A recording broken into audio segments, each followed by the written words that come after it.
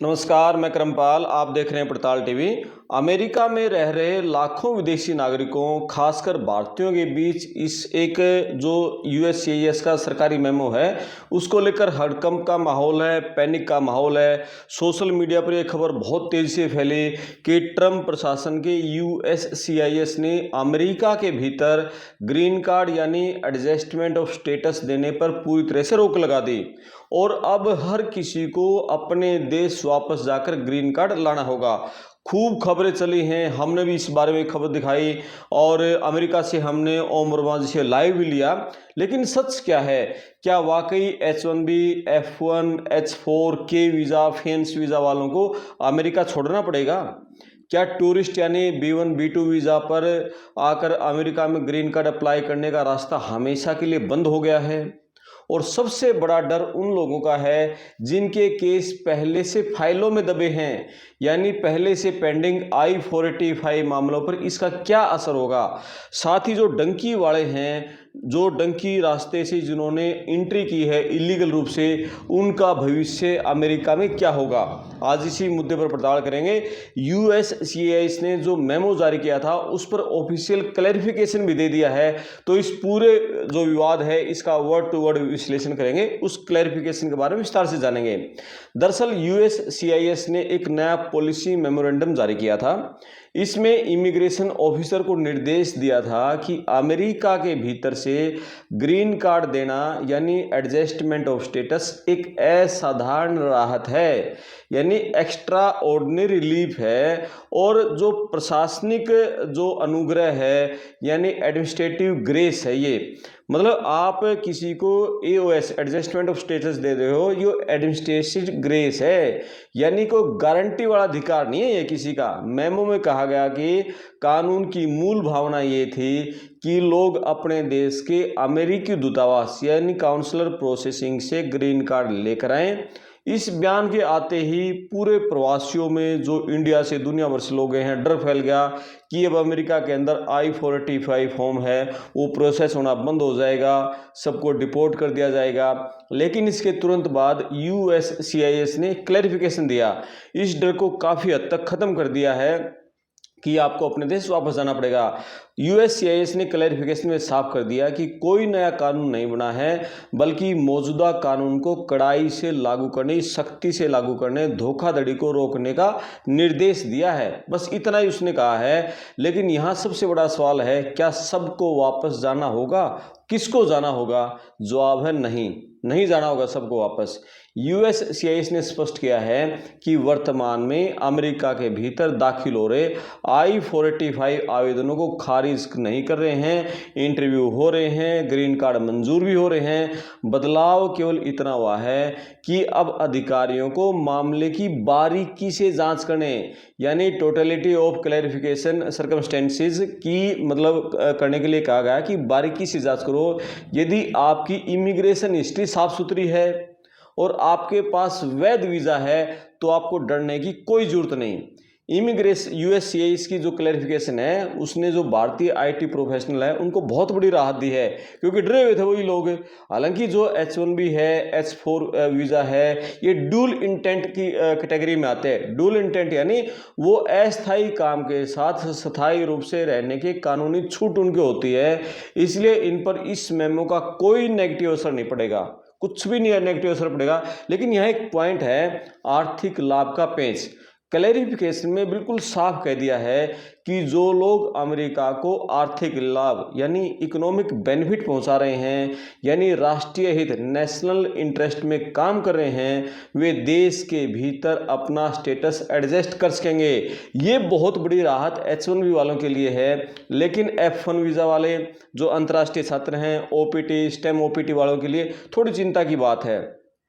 F1 visa है, ये non dual intent visa है। यदि कोई छात्र पढ़ाई या ओपीटी के दौरान अचानक अपनी स्टेटस है वो बदलकर ग्रीन कार्ड के लिए अप्लाई करता है, तो यूएससीआईएस से उसे बहुत कड़े सवाल पूछेगी। उन्हें यह साबित करना होगा कि उनके मामले में एक्स्ट्रा ऑर्डिनरी स्टेटस क्या है, असाधारण परिस्थिति क्या है, नहीं तो उन्हें अपने देश वापस जाकर ग्रीन कार्ड प्रोसेस करने की सलाह दी जा सकती है। एक है के वीज़ा यानी फियांस वीज़ा, जो शादी के लिए जाते हैं। जो वीज़ा क्लैरिफिकेशन जो इन्होंने दी है, तो उसमें स्पष्ट है कि K1 K3 वीज़ा मामलों को घबराने की कोई आवश्यकता नहीं। ये वीज़ा अमेरिकी नागरिक से शादी करने के उद्देश्य से जारी किया जाता है, इसलिए इसके केस में इमिग्रेंट इंटेंट यानी पहले से ही स्थापित होता है। लेकिन इस मेमो की सबसे बड़ी गाजगरी है उन लोगों पर जो B1 B2 टूरिस्ट वीज़ा पर अमेरिका आते हैं और फिर वहीं रुककर ग्रीन कार्ड यानी एडजस्टमेंट ऑफ स्टेटस के लिए अप्लाई कर देते हैं। अमेरिकी कानून के मुताबिक टूरिस्ट वीज़ा केवल घूमने या कम समय के काम के लिए होता है। यदि कोई व्यक्ति टूरिस्ट वीज़ा पर आते ही 90 दिनों के भीतर अमेरिकी नागरिक से शादी कर लेता है या ग्रीन कार्ड फाइल करता है, तो USCIS इसे धोखाधड़ी मानती है। नए स्पष्टीकरण के तहत अधिकारियों को ऐसे मामले में विवेक का अधिकार यानी ऑफिसर्स डिस्क्रिशन का इस्तेमाल करने को कहा गया है। भी अपने विवेक का इस्तेमाल करो, मत दो ऐसे लोगों को। अब केवल शादी कर लेना ही ग्रीन कार्ड की गारंटी नहीं होगा। अगर अधिकारी को लगा कि आपका इरादा पहले से ही अमेरिका में बसने का था, तो आपका आवेदन खारिज कर दिया जाएगा और आपको वापस अपने देश जाकर कॉन्सुलर प्रोसेसिंग के जरिए आने का आदेश दिया जाएगा। यानी जो B1 B2 पर जाकर वहां एडजस्टमेंट ऑफ स्टेटस करवाना चाहते हैं, उनके आवेदन खारिज होंगे। अब बात करते हैं उनकी जिनके आवेदन पहले से USCIS के पास पेंडिंग है। बहुत लोग हैं इस तरह के जिनकी फाइलें वहां पहुंची हुई हैं लेकिन नहीं मिला और वे महीनों से सालों से अपने ग्रीन कार्ड का इंतजार कर रहे हैं।